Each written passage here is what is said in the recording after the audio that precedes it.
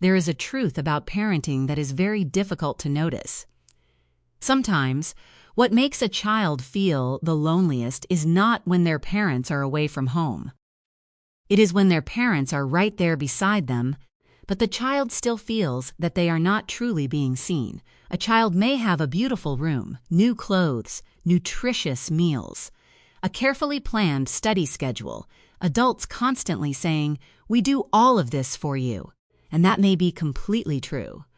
But deep inside, a child can still carry a very small question, a question they do not know how to put into words. Do my parents actually like who I am? Not like me when I get high grades, not like me when I behave well, not like me when I do everything the way they want, but is there someone who genuinely enjoys being around me? This is a very deep question, because children do not only need care in order to grow up, they need to feel that their existence matters to someone, that when they walk into a room, the room becomes just a little warmer, that their small stories, even if they seem meaningless to the outside world, still have a place where they can be heard. And sadly, many parents love their children with all their hearts, yet unintentionally make them feel more like a responsibility than a joy. Not because they do not love their children, but because life keeps them so busy.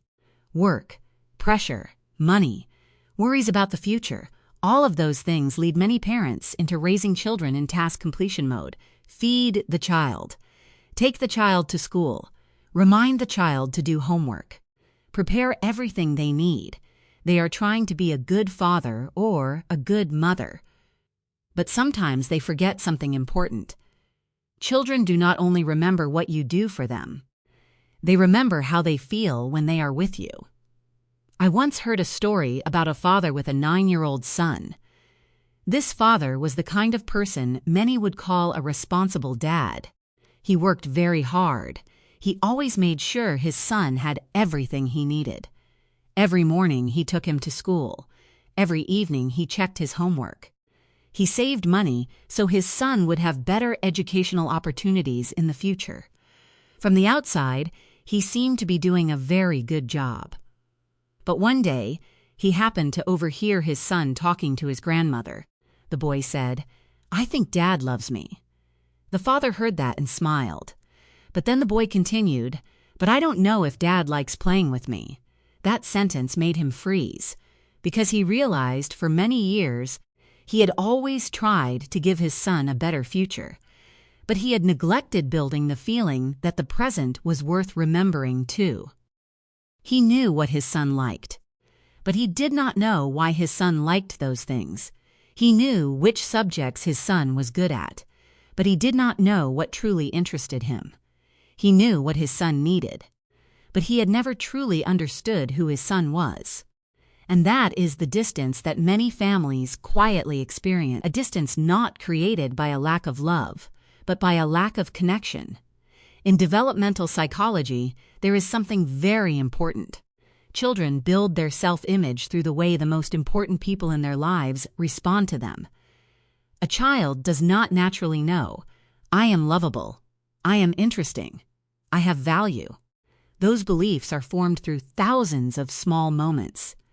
When a child tells a story and you truly listen, when a child shows you something they are proud of and you become genuinely curious about it, when a child fails and you still make them feel worthy of love, those moments are like small bricks.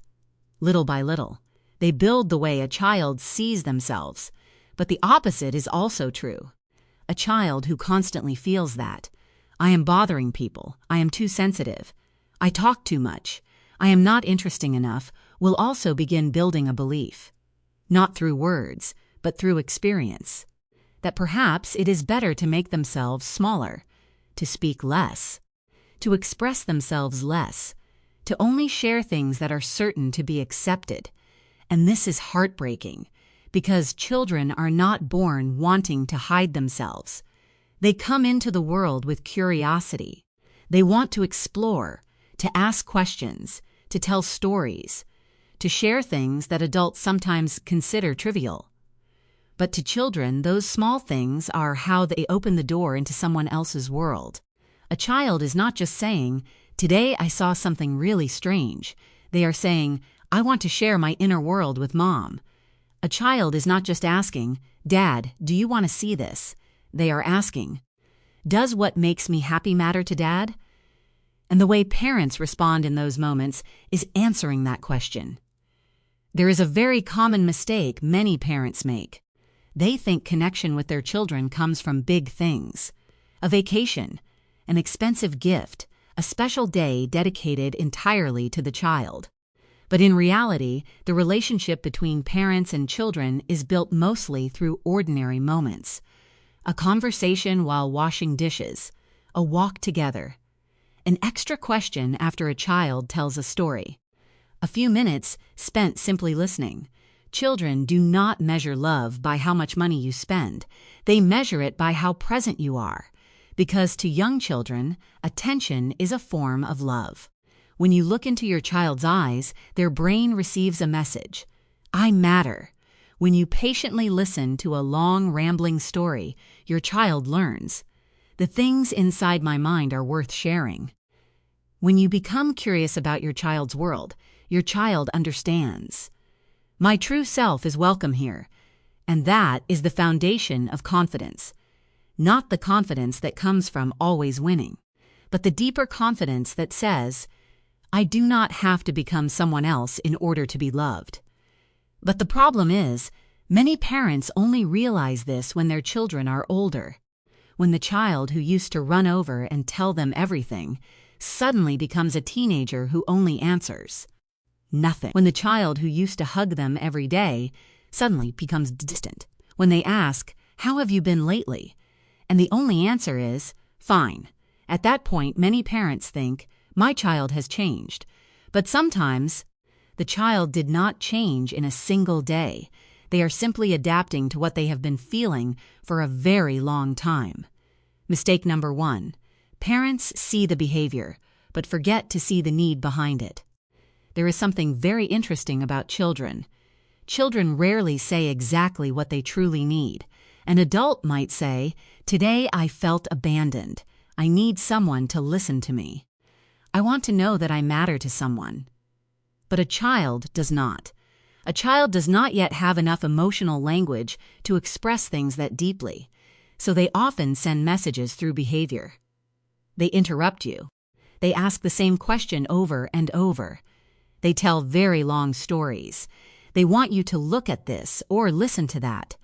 Sometimes they even intentionally do things that exhaust adults. And the natural response of many parents is, "What are you doing? Why do you always have to be like this? Why do you keep repeating the same thing?" But behind many behaviors that frustrate adults, there is often an emotional need that has not been met. A child who keeps telling the same story may not be trying to be annoying. It may be because last time they felt that you were not truly listening. A child who constantly calls, "Mom, Mom, Mom," sometimes is not asking you to do something. They are checking, "Are you still connected to me? Are you still here with me?" This is something many adults forget. Children are not only looking for answers, they are looking for responses. They want to know whether their feelings can reach another person. Imagine a child who has just finished a drawing. They run over to show it, not because the drawing is beautiful, not because they think they will become an artist. They run over because in the minutes before that, they poured a piece of their mind into it. The colors, the ideas, the story in their head. To an adult, it may just be a piece of paper. But to a child, it is a piece of their inner world brought outside. If a parent glances at it and says, "Yeah, nice," and then turns away, the child may still smile. They may not react at all. But inside, they learn something very small. The things I create do not truly interest other people. One moment like that does not create a major wound. But hundreds of repetitions can form a belief that maybe the things I find interesting are not interesting to anyone else. And this is how some children begin to shrink their worlds. Not because they have lost their curiosity, but because they are no longer sure that their curiosity is welcome. In psychology, there is an important concept called emotional responsiveness. To put it more simply, it is the way one person responds to another person's emotional signal. Especially in the early years of life, children learn how to see themselves through their parents' reactions.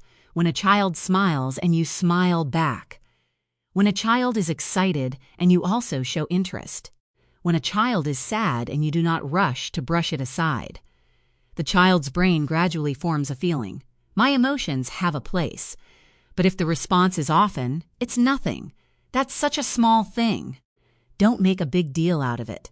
You're being too sensitive. The child may begin to doubt their own emotions. They do not only think, my parents don't understand me. But deeper than that, is it wrong for me to feel this way? That is very important. Because an emotionally healthy adult is not someone who never has negative emotions. It is someone who believes their emotions can be seen and handled. There is a very big difference between correcting a child's behavior and understanding what is creating that behavior. For example, a child constantly interrupts while you are talking. The first reaction of many parents is, "You are so rude." But if you look deeper, perhaps that child has learned, I only get attention when I try to interrupt, or a child constantly shows off small things. They say, "Today I did this. I learned that. I saw something really interesting." Adults may think, "You are showing off too much." But sometimes the child is not looking for praise. They are looking for recognition. They want to feel, "Someone sees my effort." This is the difference between parents who only react to the surface and parents who see the deeper layer.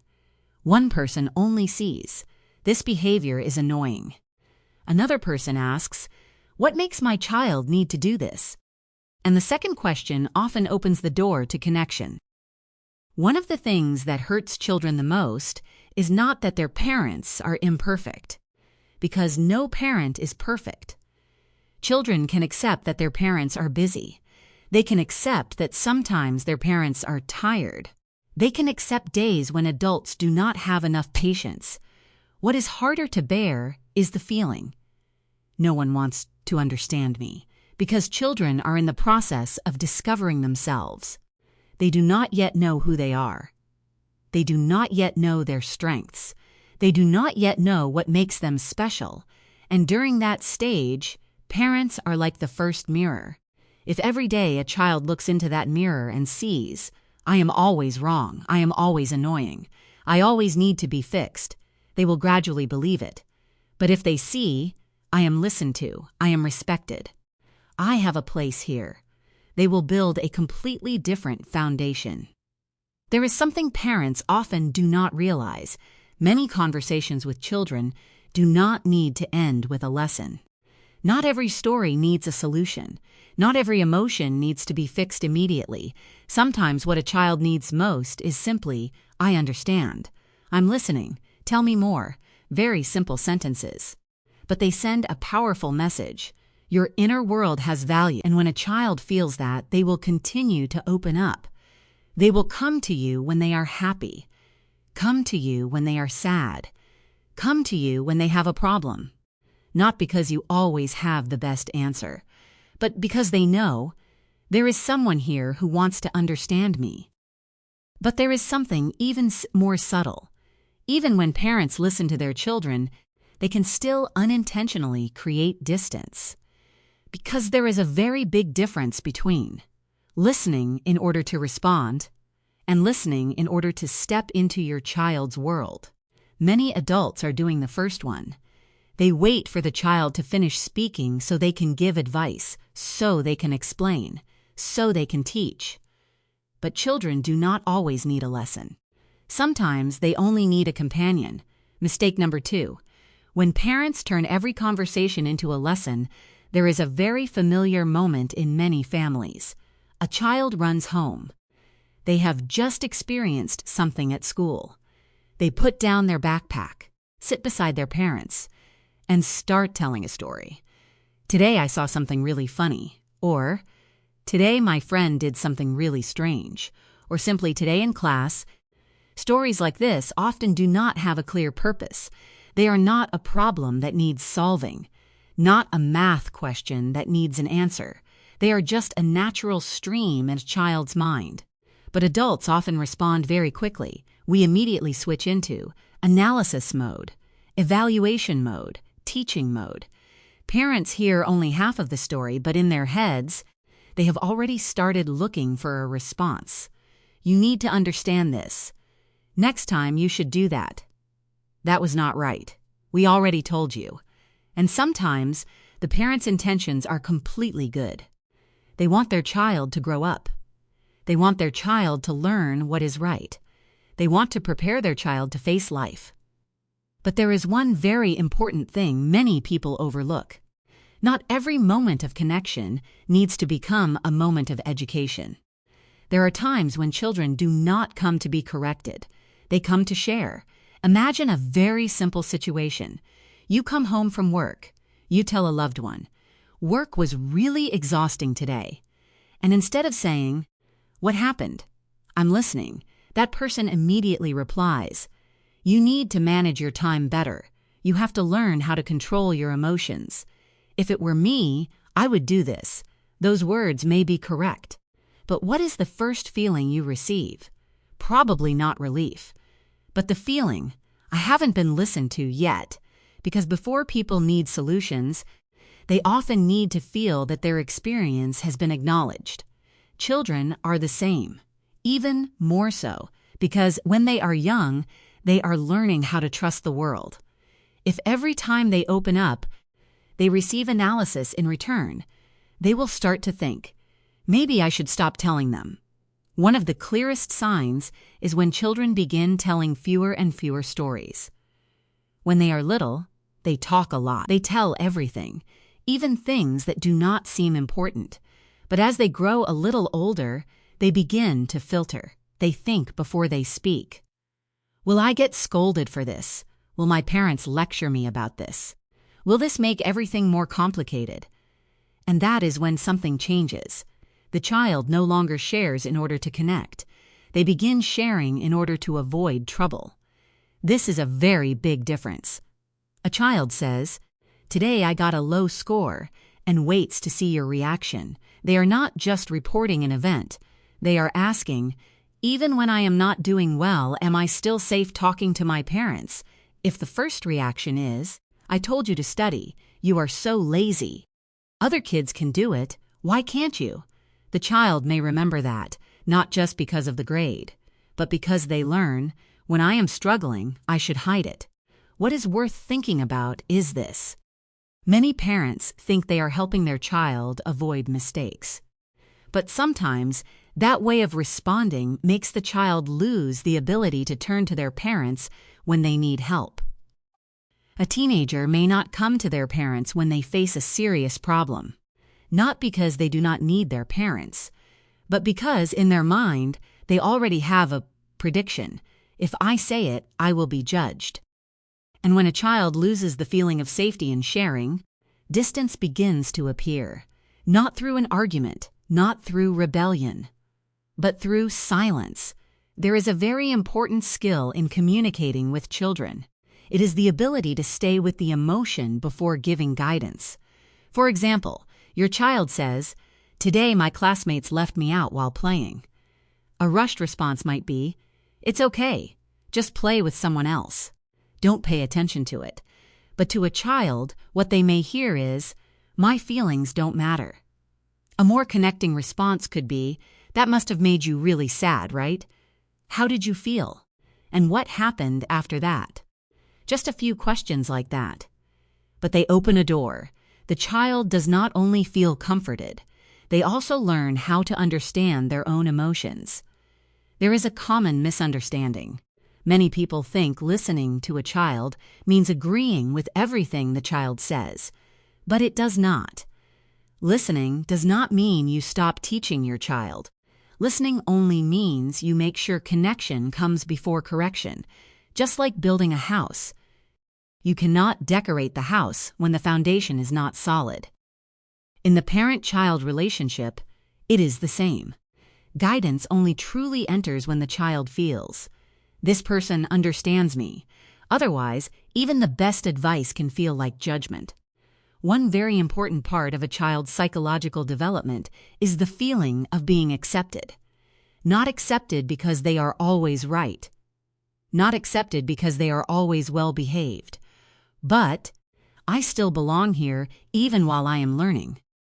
A child needs a place where they can bring the unfinished versions of themselves, naive thoughts, mistakes, messy emotion, because that is how human beings grow. No one grows up by only being allowed to show up once they are perfect. There is a very interesting paradox. Children who are listened to more often usually do not become weaker. On the contrary, they often become better at self-regulation. Because they do not have to fight to be seen. They have enough space to observe themselves. When a child feels, "My parents understand me," they are more receptive when they hear, "Maybe you could try another way," because they do not hear it as rejection. They hear it as companionship. So the next time your child tells a story that you think is trivial, try asking yourself, "What am I trying to fix? Or am I trying to understand my child?" Because sometimes, a story that seems meaningless is actually a doorway into your child's inner world. And if you step through that doorway often enough, something very beautiful will happen. Your child will not only come to you when they have problems. They will come to you because you are the first person they want to share their joy with. But there is another factor that quietly affects how children see their own worth. Something many parents do with good intentions, but that can make children feel they must always try to become a different version of themselves. That is, comparison. Mistake number 3. When comparison makes children lose the feeling of being themselves. There is something very strange about human beings. We often think a sentence only exists for a few seconds. Parents say it, the child hears it, then everything passes. But for children, some sentences do not disappear. They stay, not as a sound, but as a quiet belief inside. A child may forget what gift they received at age 7. They may forget an outing. They may forget many compliments. But sometimes they remember for a very long time how it felt to hear, "Why can't you be like them?" Or, "Look at others and learn." Or, "That kid is your age and already knows how to do it." To adults, that may be just a motivating sentence, a way to encourage, a way to help the child improve. But to a child's mind, the message is sometimes translated into something else. The current me is not good enough. Imagine a child who is learning to draw. They love drawing. Every day they spend hours with paper and pencils. One day, they bring a drawing to show their parents. The parents look at it, then say, "Look at Anne, and draws much better. You should try to be more like Anne." The parents may not intend to hurt the child. They simply want the child to improve. But what the child hears is not, "Practice more."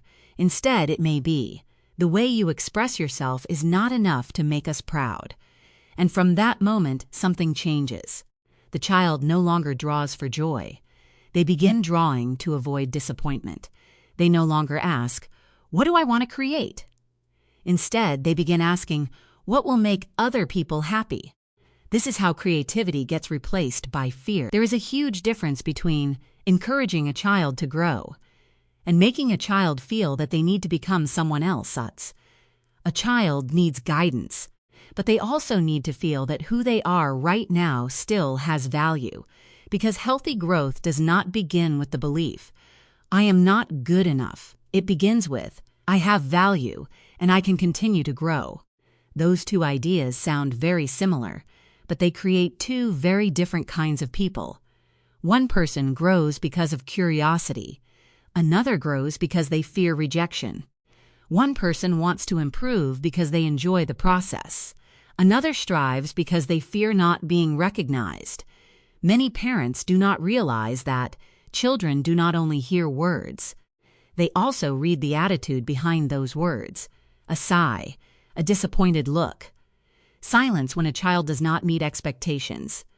Sometimes those things are even more powerful than words. For example, a child participates in a sports competition. They lose. They walk off feeling disappointed. A parent might say, "It's okay. Try harder next time." It sounds very positive. But if the voice is filled with disappointment, the child may still feel, "My parents are disappointed because I didn't win."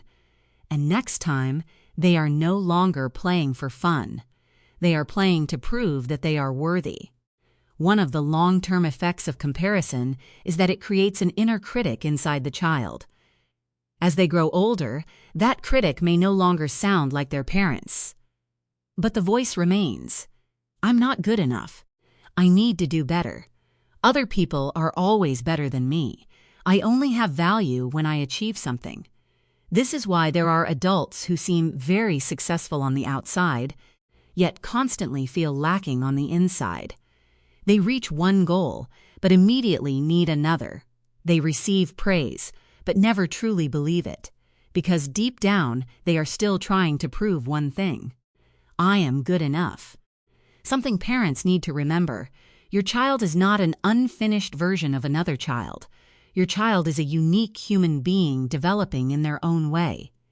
Two children may be the same age, in the same class, yet have completely different developmental rhythms. One may be strong with language. Another may be strong in imagination. One enjoys social interaction. Another needs more time to observe. One loves the spotlight. Another loves creating their own private world. The problem is that society often pushes us to measure children by the same standards: grades, achievements, visibility. But the development of a human being is not a race on the same track. There is a question every parent should ask themselves: if my child does not become the person I expected, will I still be curious about who they become? Because sometimes we love an image of our child more than we truly explore the person growing right in front of us.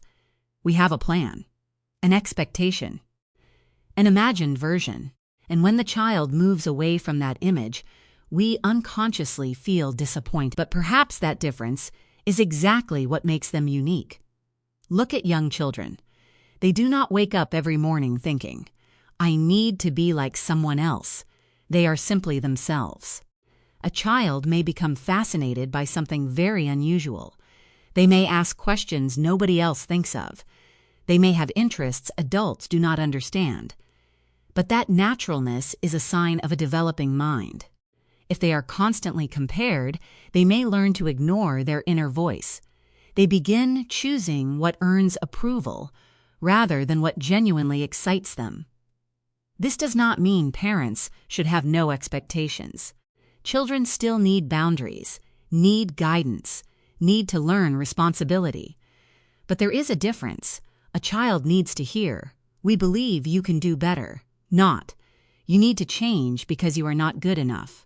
One sentence opens possibilities. The other creates shame. And perhaps most importantly, children do not need to become the best child in order to feel valuable. They need to know, even when they are not perfect today, they are still worthy of love, because a child who knows they are accepted has enough security to try, to fail, to learn, to grow. But a child who always feels judged will spend enormous amounts of energy protecting their image. They are no longer exploring the world. They are simply trying to avoid failure. But comparison is not the only thing that makes children slowly withdraw. There is something even more subtle. A habit that many parents practice every day with the intention of helping their child become better, yet unintentionally making the child feel, "I am only accepted when I do things correctly." That is when parents constantly try to fix everything about their child. Mistake number 4. When parents focus so much on fixing their child that they forget to enjoy their child. There is a paradox that appears very often in parenting. The more we love our children, the more we want to fix them. We correct the way they speak, the way they sit, the way they study, the way they react. Small habits, the things we worry might affect their future, and from one perspective, this comes from love. Someone who does not care will not spend time correcting. Someone who does not love will not worry. But the problem is this: a child can feel the difference between being guided and being fixed. Those are two completely different experiences. Imagine a child walking into the house.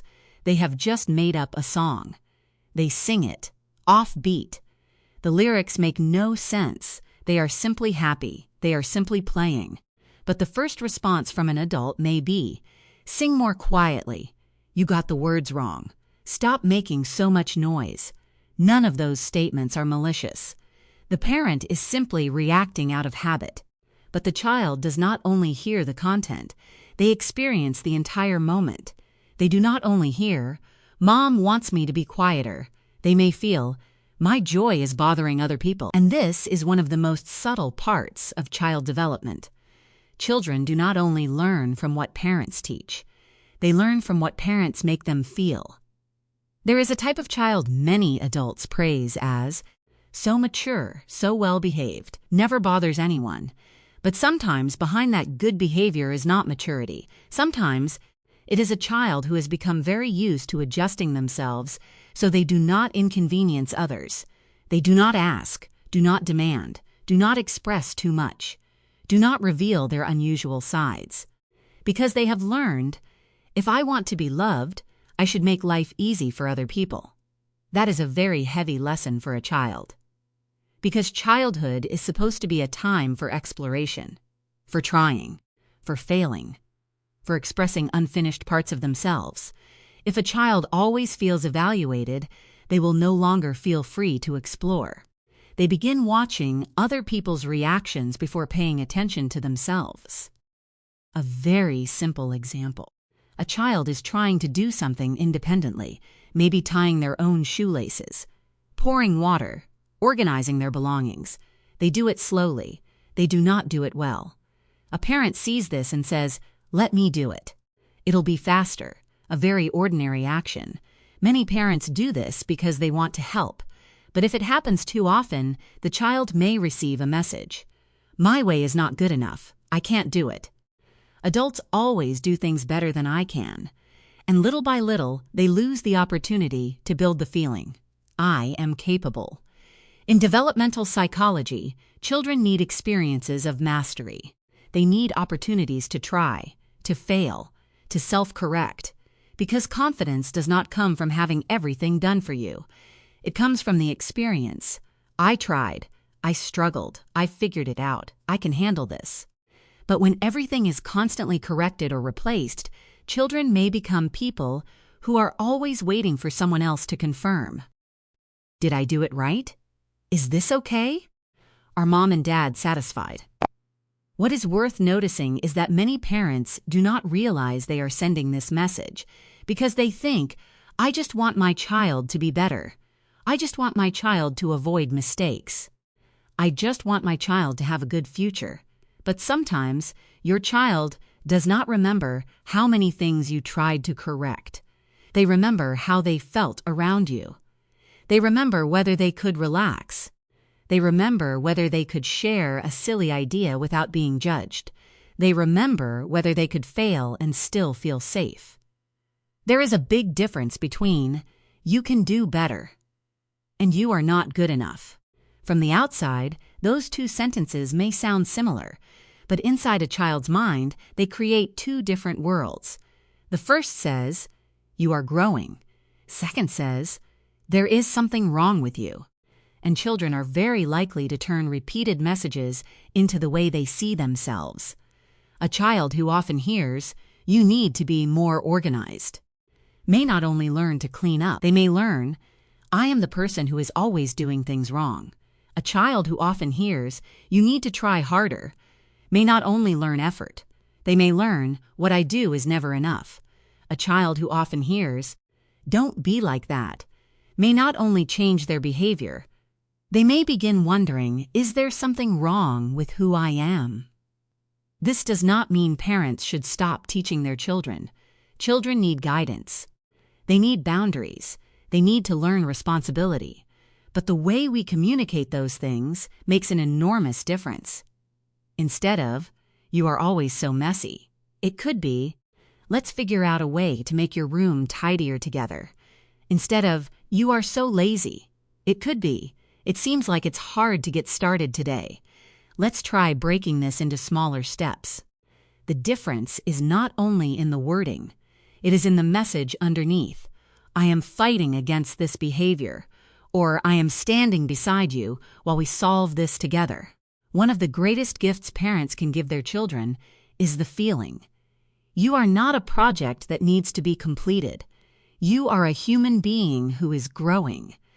There are parts of you that need guidance, parts that need time, and parts that simply need to be seen and loved. Because sometimes a child does not need another person to point out mistakes. They need someone who truly sees them.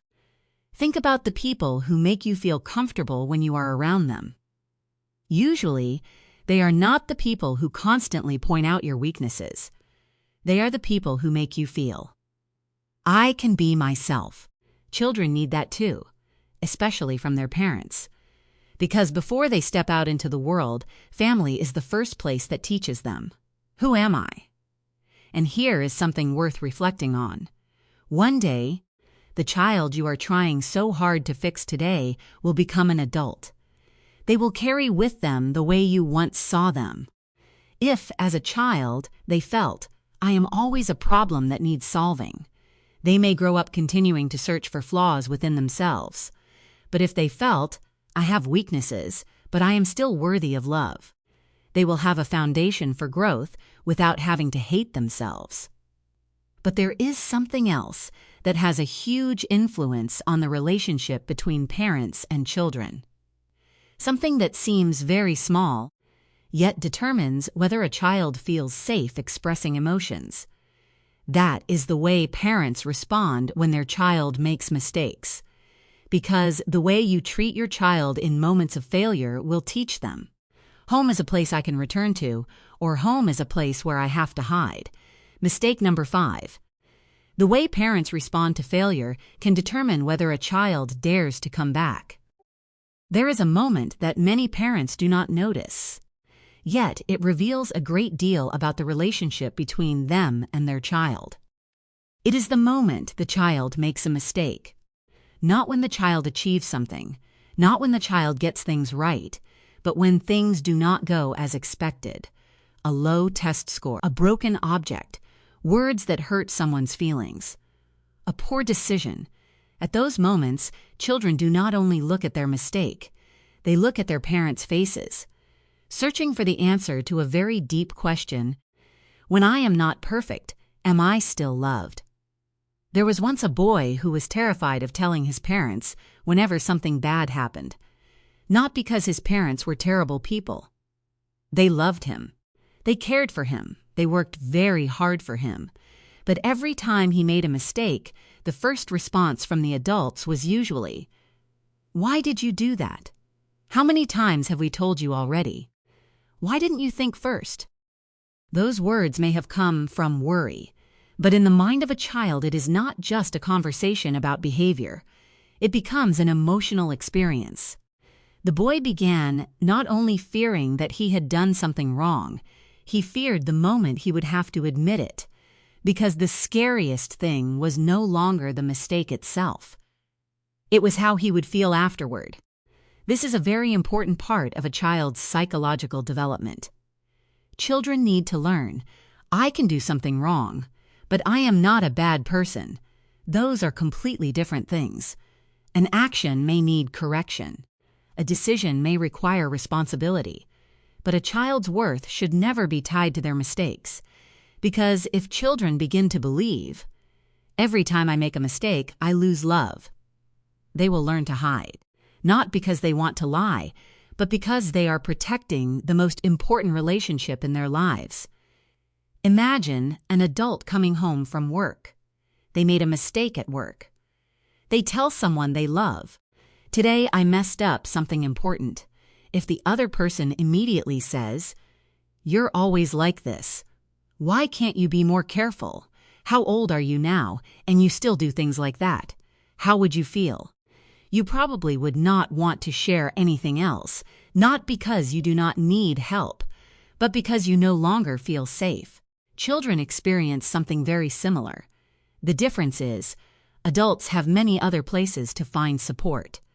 Children have families that make up almost their entire world. One of the most powerful things parents can do is separate who the child is from what the child did. For example, instead of, "You are careless," you can say, "This wasn't done carefully. Let's look at how we can do it better together." Instead of, "You are always causing problems," you can say, "This happened. Let's figure out how to solve it." The message changes completely. One statement makes the child feel, "There is something wrong with me." The other helps them understand, "There is a problem happening, and I can learn how to handle it." Something worth considering is this: children who feel safe making mistakes are not necessarily the children who make fewer mistakes. Quite the opposite. They may try more things because they do not spend so much energy protecting their image. They dare to ask questions, dare to explore, dare to try again, because inside them is a belief: if I fail, I still have somewhere to return. That is the foundation of resilience. On the other hand, a child who constantly fears their parents' reactions may become very skilled at avoiding mistakes. But avoiding mistakes is not the same as growing. A person who only does things they are certain they can succeed at will miss many opportunities for development. Because learning always involves experimentation, and experimentation always involves the possibility of failure. If children learn that failure equals shame, they will begin choosing safety over growth.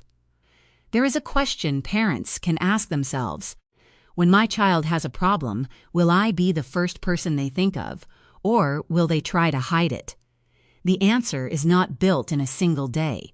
It is created through hundreds of small moments. When your child spills water, when they forget homework, when they make a mistake, when they admit something difficult. Every time it happens, parents are teaching something, not through words, but through reactions. There are families where children grow up, still telling their parents everything. Not because their parents always give the best advice, but because they know, no matter how bad this is, my parents will still be on my side. And there are families where the children are very well behaved, very polite, yet when something truly difficult happens, they say nothing. Not because they do not love their family, but because they have never been completely sure, I can bring my most vulnerable parts here. Another important thing: parents do not need to react perfectly all the time. No one can do that. There will be days when you are tired, moments when you lose patience, times when you do not respond well. What matters is not never making mistakes. What matters is the ability to repair connection. A sentence like, "I think I was a little too upset earlier.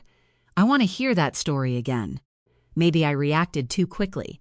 To a child, those words are powerful because they teach a major lesson. Relationships can be repaired. Mistakes are not the end, and perhaps this is the deepest truth. Children do not need a place where everything is always perfect. They need a place where they do not have to pretend to be perfect.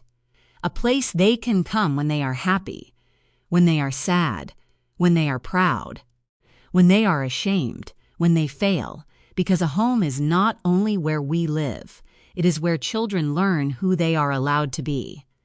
But even when parents know how to listen, know how not to compare, and know how to respond more gently when their child makes mistakes, there is still another quiet factor that influences whether children feel important. That is, whether parents are truly present during the most ordinary moments. Because sometimes a child does not need a special day. They only need the feeling. Right now, my parents are truly here with me. Mistake number 6. Parents are with their child, but not truly present. There is a very small difference, yet it creates a very large distance in the relationship between parents and children. It is the difference between being there and being present. A person can sit right beside their child, while their mind is somewhere else: their phone, work, the worries in their head, things that still need to be done. And what is important is this: adults often think, but I'm home, I still take care of my child, I still spend time with my child, and that may be true. But children do not only experience the amount of time you spend beside them, they experience the quality of connection during that time. Imagine a child walking into a room. They are excited. They have just discovered something. They want to tell you about it. Mom, today they begin speaking, but mom is still looking at a screen. I'm listening. A very familiar response. Nothing seems wrong with it. But children do not only hear the words, they look at your eyes, your expression, the way you respond, and sometimes they realize something adults do not realize. Mom is listening with her ears, but she isn't really here. Children are better at observing adult emotions than we often think. They do not need to understand the concept of emotional presence. They simply feel, does this person truly care about what I am saying? Am I bothering them? Is my story important enough for someone to stop what they are doing? And those answers are formed through very small moments. The time you put your phone down, the time you look into your child's eyes, the time you ask, and then what happened? The time you remember something they told you a few days ago. These things seem small, but to children, they are evidence. Evidence that I am noticed, I am remembered, I have a place in my parents' world. One thing many parents do not realize: children do not need their parents to spend all of their time with them. That is almost impossible. Adults have jobs, responsibilities, their own pressures. But children need moments when, while they are together, they feel, right now I am what matters. Sometimes a few minutes of genuine connection mean far more than many hours spent together without real interaction. Because closeness is not built through the amount of time. It is built through repeated emotional experiences. There is a very simple image that helps explain this. Imagine a tree. You can stand beside it every day. But if you never water it, it will still dry out. Your presence alone is not enough. Relationships are the same. Being near your child does not automatically create connection. Connection requires attention. It requires interest. It requires genuine participation. One of the things that hurts children is not that their parents are busy. It is when children feel, even when my parents have time, I am still not truly chosen. That is a very different feeling. A child can understand, Mom has to work today, but it is much harder to understand when. Mom is here, but she does not want to step into my world. Look at a child while they play. Adults often think, it's just a game. But to a child, play is a language. It is where they express imagination, emotions, the things they are thinking about. When a child hands you a toy and says, Dad, look at this, they are not only asking you to look at the toy, they are inviting you into the story they are creating. Maybe for a few minutes you do not understand the game. Maybe it seems silly, but your curiosity matters enormously. You are not only joining the game, you are saying, your world is worth stepping into. This has a great deal to do with the development of self-esteem. A child does not build confidence only through achievement. They build it through the feeling. What is inside me has value. If a child regularly experiences that their ideas are heard, their feelings are cared about, their excitement is shared, they gradually develop a belief. I am someone worth caring about. On the other hand, when a child constantly feels they must compete for attention, they may begin to change. Some become louder, trying to attract attention through stronger behavior. Others become quieter, pulling into themselves. Both can be different ways of saying the same thing. Please see me. There is a common mistake. Many parents think creating big memories is enough. A special trip, a memorable gift, a perfect vacation.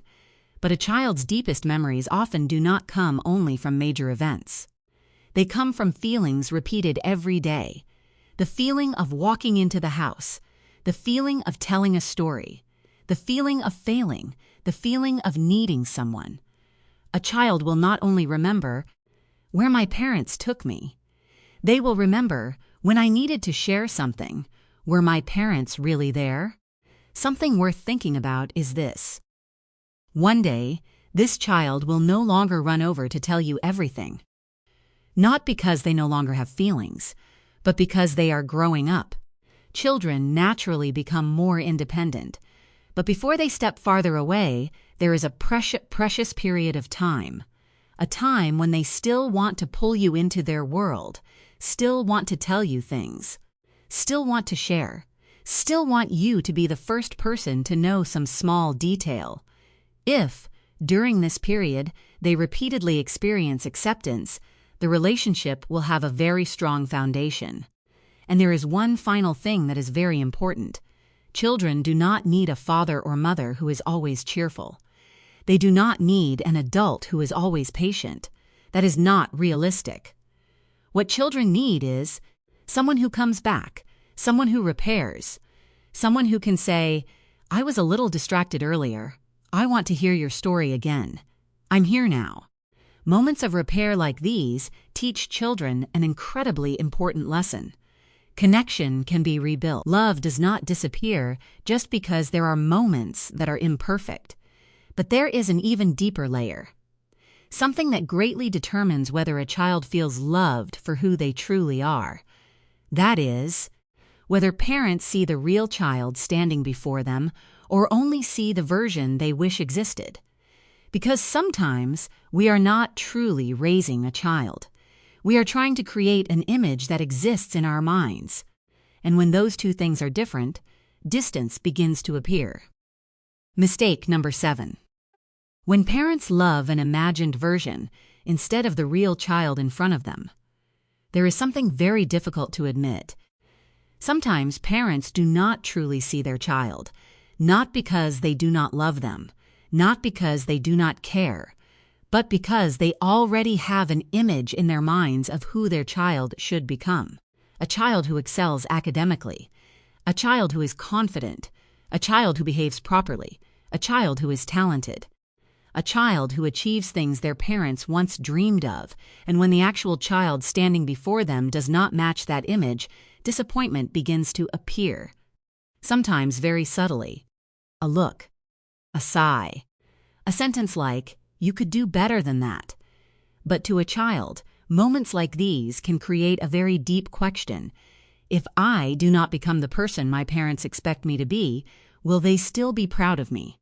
There was a little girl named Mai. From a young age, she loved observing things. She could spend hours watching insects in the yard. She loved asking questions, loved imagining, loved creating stories that adults sometimes found strange. But her parents wanted her to become successful in a more traditional way. They wanted her to excel in school, always be at the top of her class, always have the right answer. Whenever she talked about a new discovery, her parents would quickly shift the conversation to, "Have you finished studying? How were your test scores? You need to focus on more important things." They did not hate the things she loved. They simply thought, these things won't help much in the future. But what the little girl gradually began to feel was, the most natural parts of me are not important. This is very common. Adults often look at children with the question, what kind of person will you become? But sometimes forget to ask, who are you right now? Those are different questions. One looks toward the future. The other looks at the person in the present. And children need to be seen in the present before they can develop well in the future. Think about a seed. If you look at a tiny seed and ask, why isn't it already a large tree? That would be absurd.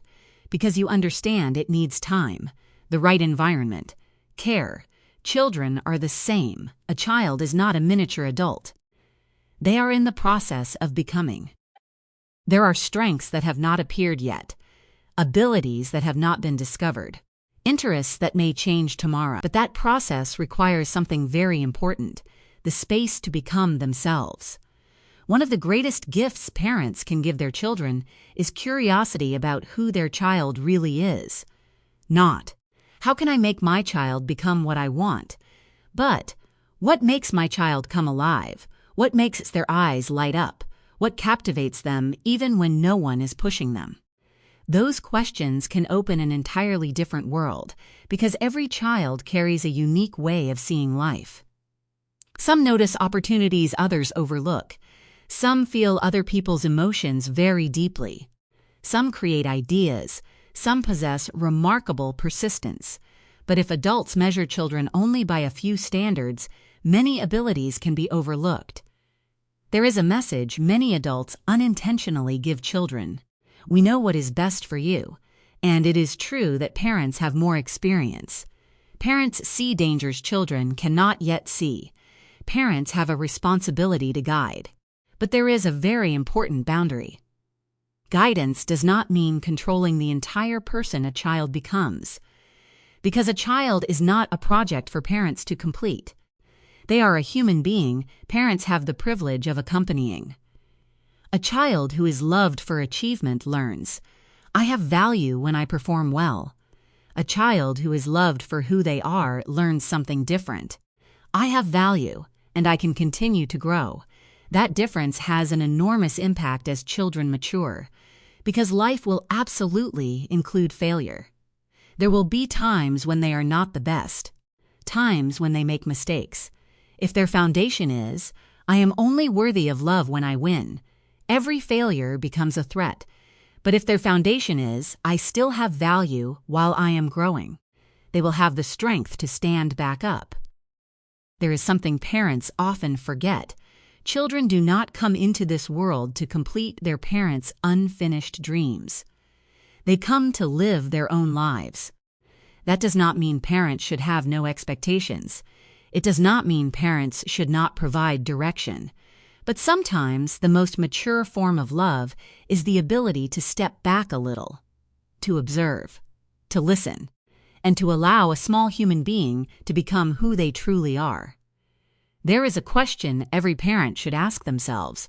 If my child does not stand out in the way society expects, will I still be able to see what is special about them? If the answer is yes, the child will feel something incredibly valuable. I do not have to play a role in order to be loved. And perhaps this is what every child needs to hear in one way or another. We do not love you only because of what you achieve. We love you because you are you. From that foundation, a child can learn, can change, can grow, not because they are afraid of losing love, but because they feel secure enough to explore their own potential. But after everything we have talked about, there is still one final and important question. How can parents truly create the feeling that you are enjoyed, not just you are cared for? Because care helps a child grow up. But connection helps a child feel that they belong. What children truly carry with them from childhood is not what their parents gave them, but the feeling that they were seen. After everything, there is one thing many parents only realize once their children are older, that a child's childhood is not shaped only by major events, not only by gifts, not only by trips, not only by how much their parents sacrificed. All of those things matter. But what remains the deepest is usually a feeling. The feeling when a child walks into a room. The feeling when they want to tell someone something. The feeling when they make a mistake. The feeling when they are not perfect. The feeling when they are simply themselves. Many years later, the child of today may not remember exactly what gift their parents bought for them, may not remember every meal, may not remember every reminder, may not remember every effort their parents made to organize life for them. But they may remember, when I was sad, someone wanted to understand me. When I was happy, someone wanted to hear about it. When I failed, someone stayed beside me. When I was myself, I was still welcomed. Those memories do not exist as events stored in the mind. They live inside the way a person sees themselves. A child who grows up feeling seen often carries a very powerful belief. I have value. Not because I am always good at everything. Not because I am always right. Not because I always make other people happy, but simply because I am a human being worthy of love. That belief influences so many things later in life. The way children make friends, the way they face failure, the way they protect themselves, the way they choose relationships, the way they speak to themselves when nobody else is around. Because in the end, the person we spend the most time with throughout life is ourselves. And that inner voice begins forming very early.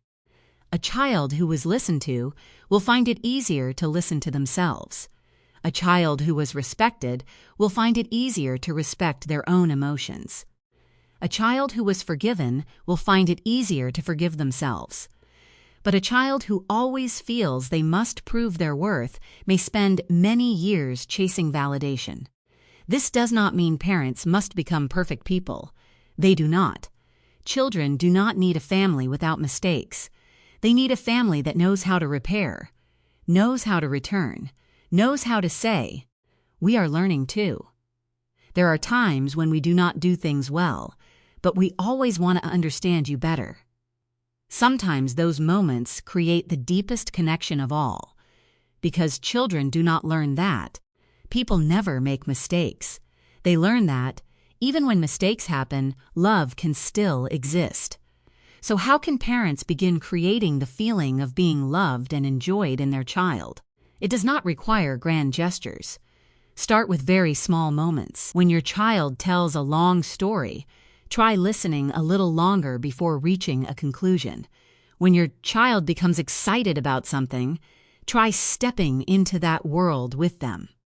When your child makes a mistake, help them see the lesson instead of seeing only the mistake.